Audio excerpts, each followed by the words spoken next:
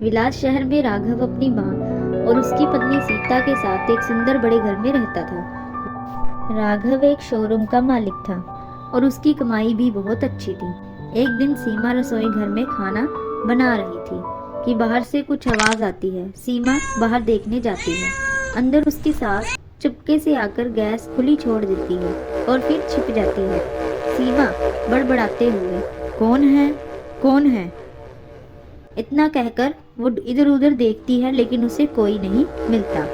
फिर किचन में आ जाती है। उसे कुछ समझ नहीं आता। उतने में वहां से राघव आ जाता है। अरे पागल हो क्या, इतनी गैस लीक हो रही है, चलो बाहर। वो खिड़की दरवाजे खोलकर बाहर आ जाता है लेकिन दोनों ही नहीं समझ पाते कि ये कैसे हुआ। फिर राघव अपनी गाड़ी पर काम से बाहर चला जाता है। सीमा झाड़ू लगाने लगती है। सीमा की सास आती है। सीमा बहू मेरी बात सुनो। जी माँ जी। चलो बहू मेरे साथ मंदिर चलो। माँ जी लेकिन अभी तो राघव जी काम पर गए हैं। उनको बताए बगैर मैं कैसे जा सकती हूँ। अरे कोई बात नहीं, उसको मैं बता दूंगी, उससे मैं खुद बात कर लूंगी, तुम चलो मेरे साथ। जी ठीक है माँ जी। दोनों घर से निकल पड़ती हैं। थोड़ी दूर चलने के बाद सीमा अपनी सास से कहती है, माँ जी कितनी दूर रह गया, माँ जी बताइए तो। अरे बहू तुम चलो, अभी थोड़ी दूर ही है। कुछ समय बाद सीमा फिर से कहती है, माँ जी मेरे पैर दुख रहे हैं और कितनी दूर है। असल में सीमा की सास उसे मंदिर नहीं ले जा रही थी।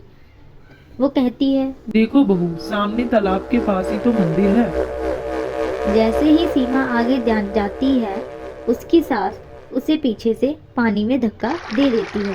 लेकिन तालाब के किनारे एक कछुआ बैठा सब देख रहा था। वास्तव में वह एक जादुई कछुआ था।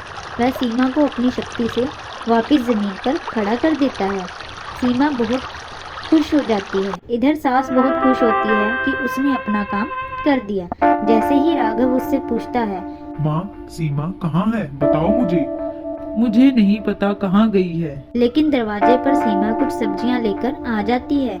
लेकिन उसके दूसरे हाथ में वही जादुई कछुआ भी होता है। राघव, तुम कहाँ थी, इतनी देर तुम्हें समय नहीं दिखा, कितना समय हो गया है, इतनी देर से कहाँ थी तुम, जवाब दो मुझे। सीमा, मैं सब्जी लेने गई थी लेकिन भीड़ की वजह से टाइम लग गया। तुम्हारे दूसरे हाथ में ये क्या है। जी ये देखिए कितना प्यारा कछुआ है। अच्छा ठीक है, अब जाओ खाना बना दो, मुझे बहुत भूख लगी है। जी ठीक है मैं अभी बनाती हूँ। सीमा कछुए को एक बड़े कटोरे में रखकर काम करने लगती है। जादुई कछुआ सब देख रहा होता है। वो सीमा के साथ इसलिए आया क्योंकि वो सीमा की मदद करना चाहता था।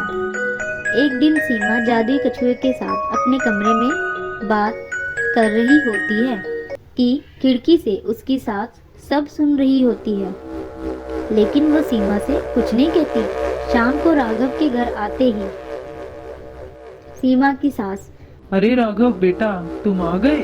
हाँ माँ, ठीक हो तुम। क्या ठीक रहूं, तेरी लुगाई रहने दे तब तो ठीक रहूं। अब क्या कर दिया माँ उसने। अरे पता नहीं वो किससे बातें करती रहती है, मुझे वो ठीक नहीं लगती, उसका चरित्र सही नहीं, वो किसी से बातें करती है। तुम ही पूछो उससे वो किससे बातें करती है, चोरी छुपे घर पे कौन आता है। माँ की बात सुनकर राघव गुस्से में आ जाता है। चिल्लाता है, सीमा सीमा कहाँ हो तुम। सीमा भागी भागी आती है। जी बोलिए।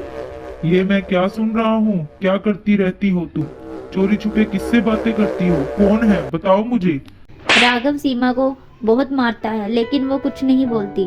जी कोई नहीं था, माँ जी झूठ बोल रही हैं, मुझ पर भरोसा कीजिए, मैंने किसी को नहीं बुलाया, मैं किसी को नहीं जानती। अच्छा तो अब मैं तुम पर भरोसा करूं और मेरी माँ को झूठा बोल रही हो। तुम चलो हटो यहाँ से, मैं देखूंगा कौन है वो जिससे तुम बातें करती रहती हो। राघव इधर उधर देखता है लेकिन उसे कोई भी नहीं मिलता। सीमा रोती है और माँ जी से बोलती है, अरे माँ जी आपका मैंने क्या बिगाड़ा है, आप जो मुझे इस तरह झूठ बोलकर पिटवा रही हैं। सास चल हट, तू मुझे पसंद नहीं, चली जा मेरे घर से। सीमा, माँ जी आप मेरे साथ गलत कर रही हैं, हाय आप मेरे साथ ऐसा क्यों कर रही हैं। सीमा घर छोड़कर नहीं जाती और हाथ मुंह धोकर फिर से खाना बनाने चली जाती है। जादुई कछुआ उसके सामने फिर प्रकट हो जाता है। वह एक सुंदर राजकुमार के रूप में प्रकट हुआ। बोला, सीमा, जो हो रहा है और जो आगे होगा, मैं इसमें तुम्हारी कोई मदद नहीं कर सकता, लेकिन तुम इतना याद रखो, किस्मत और वक्त अभी दोनों ही तुम्हारे नहीं है। इतना कहकर वो वहां से गायब हो जाता है। सीमा नम आंखों से देखती रहती है। अगले दिन राघव सीमा से, सीमा चलो तैयार हो जाओ। जी पर क्यों, कहीं जाना है क्या?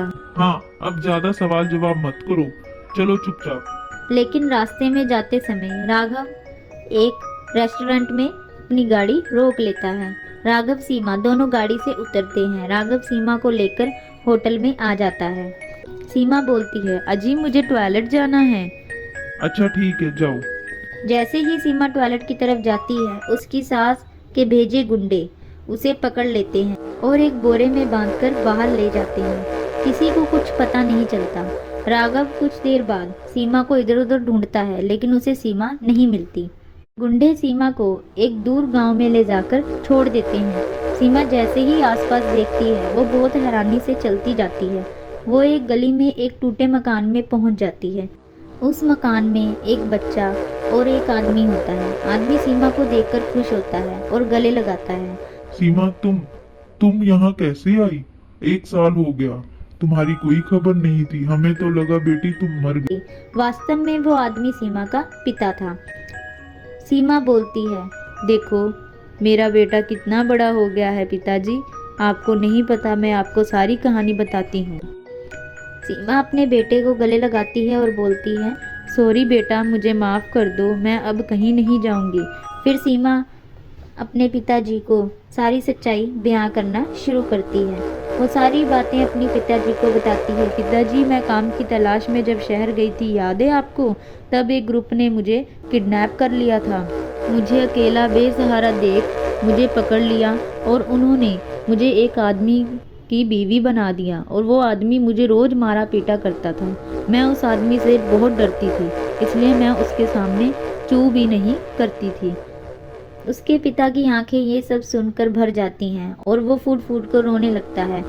फिर वो कहता है, तो बेटा तुम वहाँ से कैसे बचकर आ गई? अब सीमा को कछुए की कही सारी बातें समझ आ जाती हैं। जिसे वो बुरा समझ रही थी, वो वास्तव में अच्छी थी, यानी कि सीमा की सास। उसने उसको वहां से भगाने में मदद की। हाँ दोस्तों, सीमा की सास ने उसे अपने बेटे के चंगुल से इस प्रकार बचाया था क्योंकि सीमा ने गृह प्रवेश के समय ही अपनी सास को अपने बारे में सब बता दिया था, क्योंकि उसका बेटा उसके कहने सुनने में नहीं था और वो अपनी माँ को भी मारता था। उसके गुस्से के कारण वो अपने बेटे को साफ सीधा नहीं कुछ कह सकती थी, इसलिए उसने सीमा को वहां से भगाया। कई बार जो हमारी वास्तव में मदद कर रहा होता है, उसे पहचानने में हम गलती कर देते हैं और उसी को बुरा समझ बैठते हैं। तो दोस्तों, इस कहानी से हमें यह सीखने को मिलता है कि हमें कभी भी बिना सच्चाई जाने किसी भी फैसले पर नहीं पहुंचना चाहिए और ना ही किसी व्यक्ति की पूरी सच्चाई जाने बिना उसे गलत समझना चाहिए। कहानी अच्छी लगी हो तो चैनल को लाइक करें, शेयर करें, सब्सक्राइब करें। धन्यवाद।